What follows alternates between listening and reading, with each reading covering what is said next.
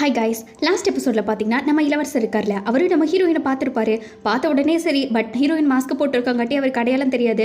நீ என்ன பண்ணாலும் சரி, நல்லதுக்கு தான் பண்ணுறேன்னு தெரியுது. பட் என்னதான் இருந்தாலும் உன்னோட லிமிட்குள்ளேயே இருந்துக்கோ. ஏன்னா நீ என்னை தாண்டி போயிட்டேன்னா என்னால் உனக்கு எதுவும் ஹெல்ப் பண்ண முடியாது. நான் உன்னை கண்டுக்க போகிறதும் இல்லை, அதே மாதிரி என்னோட ஆளுகளை நான் கேள்வி கேட்க போகிறது இல்லைன்னு அரசர் பேசிகிட்டு இருக்கேன். அதுக்குள்ளே பார்த்தீங்கன்னா பக்கத்தில் பார்த்துடுறாங்க. அவனுங்கெல்லாம் கத்த ஆரம்பிச்சிடுறாங்க. ஹீரோயின் இதான் சாக்குன்ட்டு ஓடிடுறா. அவனுங்கெல்லாம் டே அங்கே தாண்டா இருக்காண்டா, வாடா பிடிக்கலாம் காங்க அப்படின்ட்டு எல்லாம் காங்கில்ட்டு பேர் சுற்றிட்டு இருக்க நம்ம ஹீரோயின் எவ்வளோ ஓட முடியுமோ ஓடிட்டா. எப்படியாச்சு இவனை பிடிச்சி ஆகணும்ட்டு அங்கே எல்லாரும் பார்த்தீங்கன்னா அம்பு எடுத்துட்டு சுற்றிக்கிட்டு இருக்காங்க. இன்னொரு பக்கம் அட்டாக் பண்ணாதீங்க அப்படின்ட்டு நம்ம இளவரசர் கத்திக்கிட்டு இருக்காங்க. ஆனால் அவனுங்களாம் கேட்பானுங்களா? இங்கே நம்ம ஹீரோயின் பார்த்தீங்கன்னா ஜஸ்ட் மிஸ்ல தப்பிச்சு வந்து அவர் இவ்வளோ நேரம் நம்மளை மடக்கிறதுக்கு தான் அப்படிலாம் பேசியிருக்காரா, அப்போ அதுவும் அவரோட பிளான் தானா அப்படின்ட்டு அவள் பார்த்தீங்கன்னா இளவரசரை நினச்சிட்டு இருக்க. இங்கே இளவரசர் கையிலெல்லாம் ரத்தம் வருது. ஆனால் எப்படியோ அவன் தப்பிச்சு போயிட்டான் பரவாயில்லைங்கிற மாதிரி அவர் பெருமூச்சு விட்டு நின்றுட்டு இருக்காங்க. அப்போ தான் பார்த்தீங்கன்னா இந்த மருந்துவ கடை இருக்கிறத பார்க்குறாங்க. ஹீரோயின் அதுக்குள்ளே வந்து அவள் மாஸ்க் எல்லாத்தையும் பதுக்கி வச்சுட்டா. அப்போ கரெக்டாக உள்ள பார்த்தீங்கன்னா இளவரசர் திறந்து வராங்க. பூச்சு மாட்டிக்கிட்டோம், காங்கில ஃபாலோ பண்ணி இங்கே வந்துட்டாரா என்னன்ட்டு ஹீரோயினுக்கு பார்த்தீங்கன்னா மயமாக ஆயிடுச்சு. அப்புறம் நான் இங்கே வந்துட்டேன் அப்படின்ட்டு இருக்க. ஓ நீங்கள் வந்துட்டீங்களா அப்படின்ட்டு வாய்ஸ் வேற கேட்குது.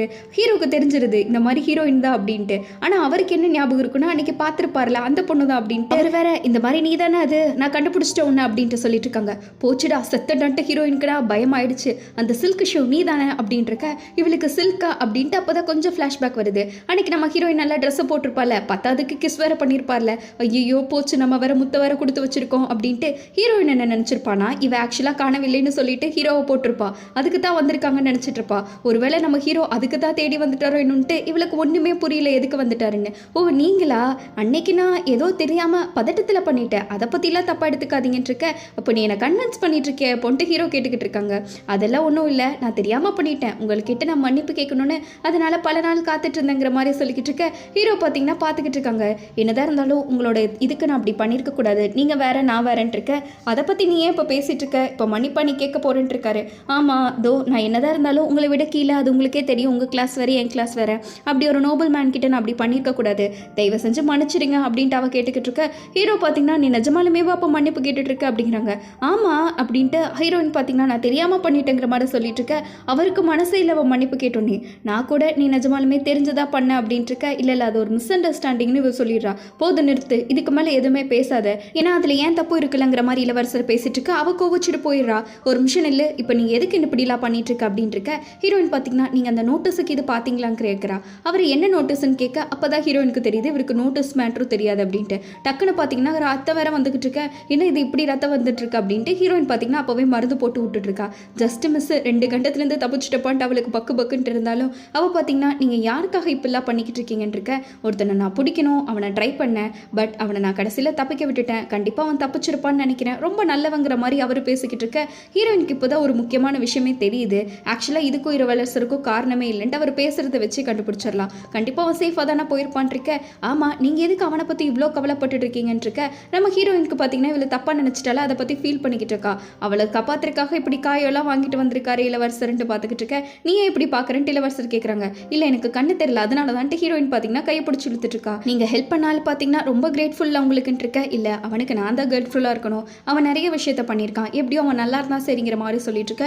இவ்வளோ நல்லவரான்ட்டு இவருக்கு ஒரே ஷாக் ஆயிடுச்சு. விடுங்க எல்லாமே கண்டிப்பாக நல்லா தான் நடக்கும்னு இருக்க. இளவரசரை காணோன்ட்டு வேற படையப்ப ஆரம்பிச்சிட்டாங்க.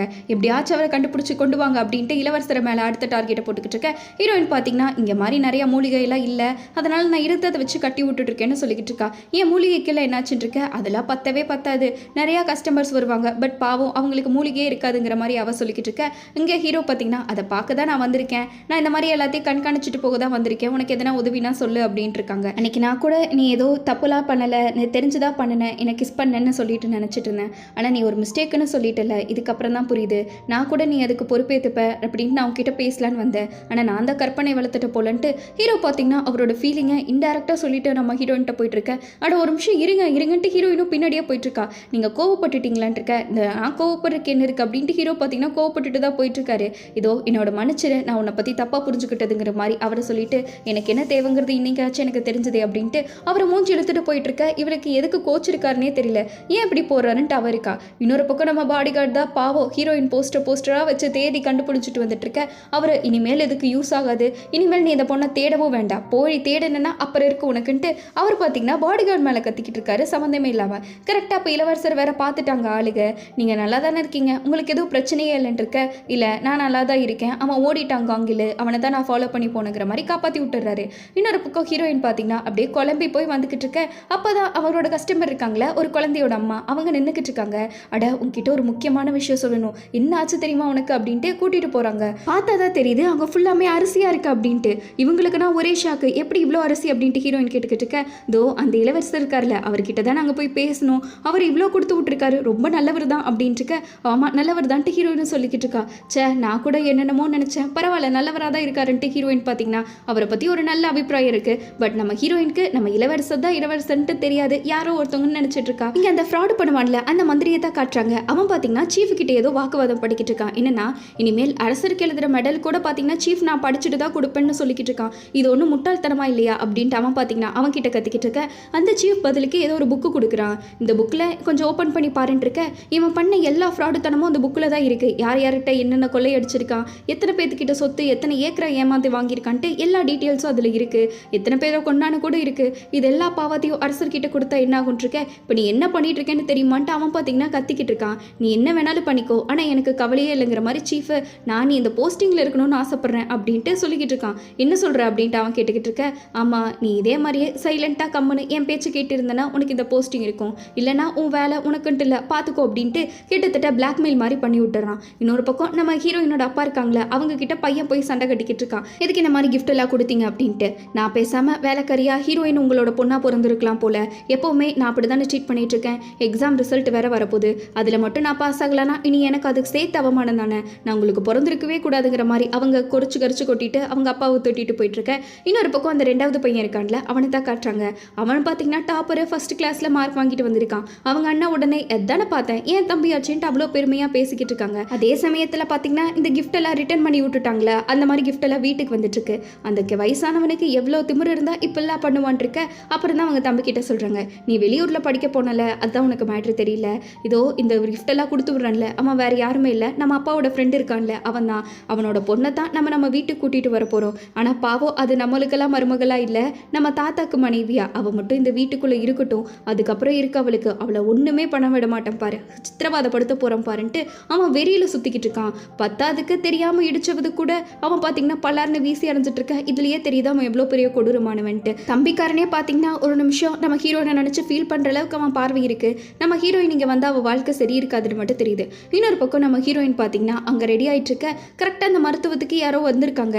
என்னடான்னு பார்த்தா என்னென்ன மூலிகையெல்லாம் தேவையோ அது எல்லாமே இளவரசர் கொடுத்து விட்டாருங்கிற மாதிரி ஒரு நியூஸ் வந்துக்கிட்டு இருக்கு. ஹீரோயினுக்குனா ஷாக்கு, என்னடா இது இளவரசர் அவ்வளோ நல்லவரான்ட்டு, அவர் ரொம்ப அழகானவர் கூடன்ட்டு எல்லாம் பேசிக்கிட்டு இருக்க.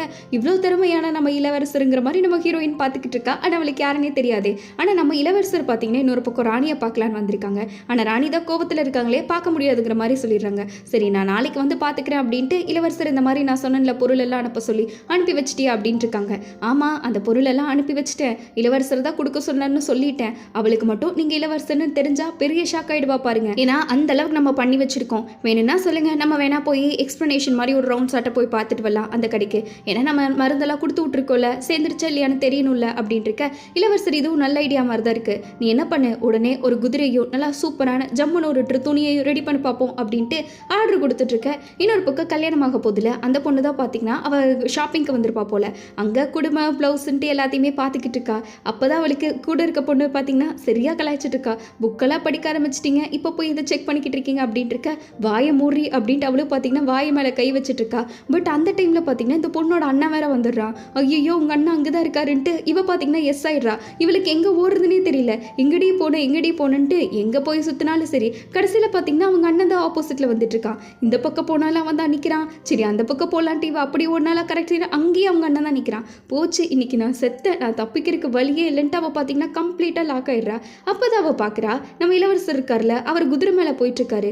இவன் அவன் இல்லை அப்படின்ட்டு இவருக்கு பார்த்தீங்கன்னா டக்குன்னு போய் கேள்வி கேட்டுட்டு இருக்கா. எனக்கு கொஞ்சம் மட்டும் உதவி செய்ய முடியுமா அப்படின்ட்டு இருக்க.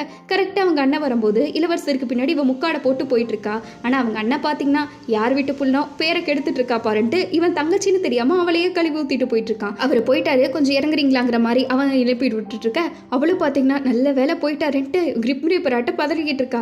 இந்த மாதிரி எனக்கு உதவி செஞ்சதுக்கு தேங்க்ஸ், நீங்கள் இது வரைக்கும் எனக்கு ஹெல்ப் பண்ணதே பெருசு அப்படின்ட்டு இவ பேசிட்டு இருக்க. இளவரசர் பார்த்தீங்கன்னா நான் உங்களை முன்னாடி பார்த்துருக்கேன்னுங்கிற மாதிரி ஒரு கேள்வி கேட்டுட்டு போயிட்டு இருக்காங்க. அப்போதான் இவளுக்கு ஒரு விஷயமே புரியுது, இளவரசருக்கு இவளை ஞாபகம் கூட இல்லை அப்படின்ட்டு. ஆனால் அதுக்கு தெரிஞ்சோடனே இவளுக்கு மனசே பார்த்திங்கன்னா ஒரு மாதிரி ஆயிடுச்சு.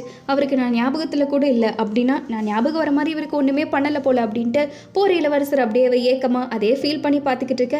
என்னடா நடக்குதுங்கிற மாதிரி தான் நம்மளுக்கும் இருக்கும். இன்னொரு பக்கம் அந்த மருத்துவமனை தான் காட்டுறாங்க. எல்லாம் க்யூவில் நின்றுக்கிட்டு இருக்காங்க வரிசையாக. இளவரசர் இவ்வளோ பெரிய க்யூவா, நம்ம போய் வைத்தியம் பார்க்கணுன்னா நாளைக்கு விடிஞ்சிடும் போல அப்படின்ட்டு 2 பேரும் வெளியே நின்று டிஸ்கஸ் பண்ணிக்கிட்டு இருக்காங்க.